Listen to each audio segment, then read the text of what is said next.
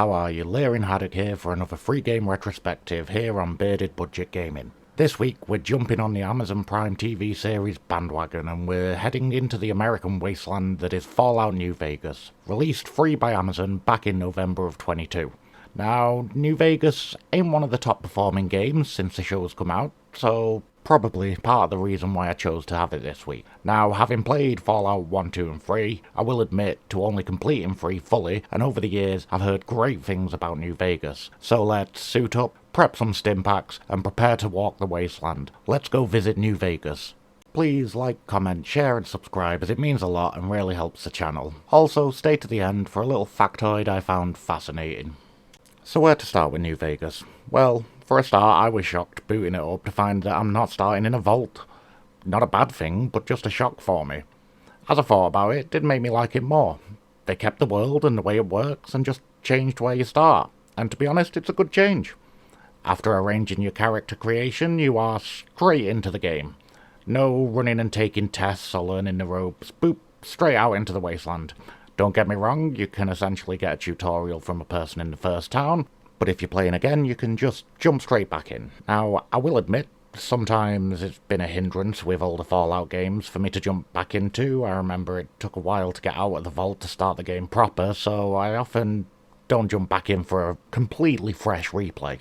Now, this game wasn't developed by Bethesda, although they did publish it. It was developed by Obsidian Entertainment. With some of the jankiness of the game, you'd be amazed to think that it wasn't developed by Bethesda. Using the same engine and gameplay as Fallout 3, it's amazing that it does have as many bugs as it does. Okay, so it's been a little while since a tangent tank, but here's a bugbear. When a large games company sells or gives away a game for free years after it was created, but the game is full of bugs or has known issues with crashing whilst running Windows 10, for example, Fallout 3. Bethesda has a massive team of people and a massive amount of funds compared to an indie developer.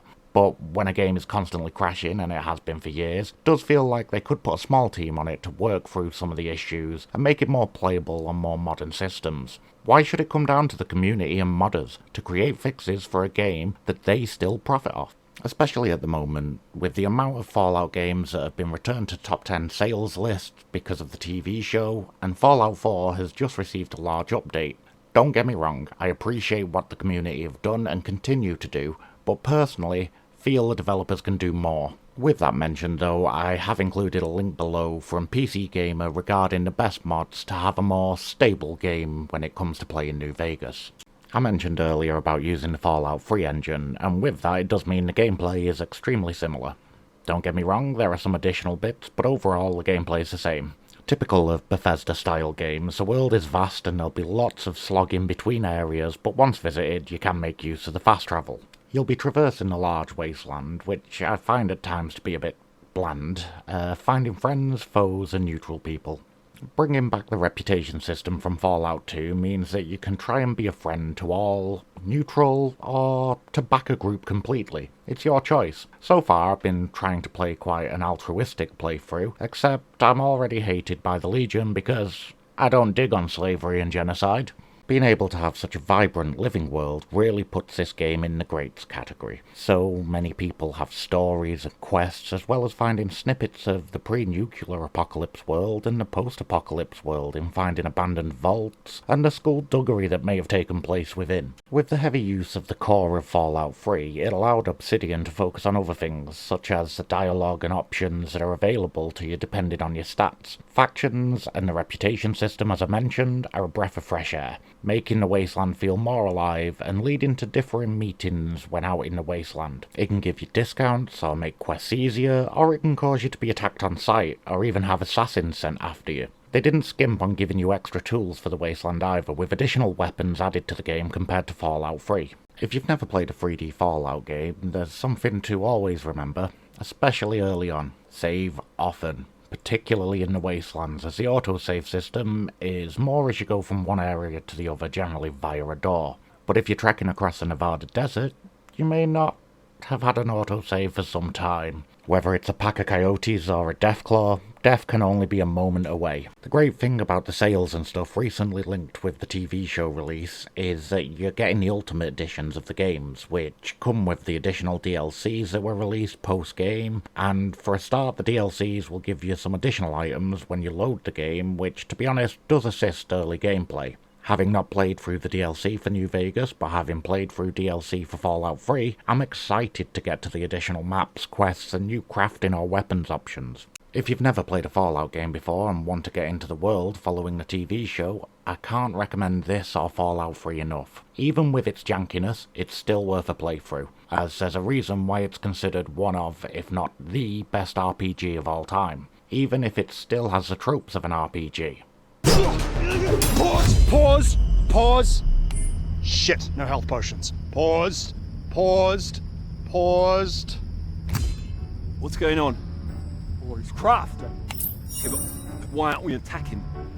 Oh, it's because he's paused. You'll find yourself absolutely loving it and will likely lose track of time as you're playing, which is what happened to me whilst recording footage and playing the game for this week's script. Personally, I think any game in the Fallout franchise will be a good play if you've enjoyed the show and you want to find out more about the world. 1 and 2 are isometric and more traditional RPG style fare, whereas when Bethesda got the license, which they actually beat out a studio made up of workers from Black Isle who created the earlier games called Troika, it's interesting to think what could have happened to the Fallout franchise had Troika received the license. I would highly recommend picking up at least a couple of the Fallout games whilst they're all heavily discounted, as you'll likely sink hours and hours into the games. New Vegas has clearly been designed with replayability in mind, and it's noticeable. I will more than likely continue my playthrough, and probably even do another couple of playthroughs, even after this video. A quick side note before we finish. Actors within Fallout. Fallout 3, everyone remembers Daddy Liam Neeson. But whilst playing through, I did find myself going, I recognise their voice. Have a check on IMDb. New Vegas has a stacked cast, whether it's narration from Ron Perlman, the antagonist being Matthew Bloody Perry, R.I.P. brother, you've gone too soon, to comedic actors like Zachary Levi, Rob Corddry, remember, Jeff's former workmate in Community, to staples of nerddom such as sci-fi, comic or cult films, William Sadler, villain in Die Hard and Death in Bill and Ted, Worf himself, Michael Dorn, Felicia Day, Danny Trejo, Michael Hogan from Battlestar Galactica, and 2 of my personal favourites, John Doman, Carmine Falcone from Gotham and Vogelbaum in The Boys, and Uncle Dave / the grief counsellor from Scrubs, Mr. David Foley. So there we have it. I don't know what else I can say without turning it into a mega super long video. It's already long enough and no one would probably watch it. But if you got it free at some point, either via Amazon or elsewhere, or even if you haven't, now's the best time to pick up one of these games with all the heavy discounts available. As you've lasted till the end, here's a tidbit of information for you. Fallout Tactics, Fallout Brotherhood of Steel, and Fallout 4 all have a voice actor who has a truer link upon the world of Fallout, more so than even the creators of the game. He's Alan Oppenheimer. Yep. J. Robert Oppenheimer, the father of the atomic bomb, is his cousin. I've been Larry Haddock. Catch you all next time.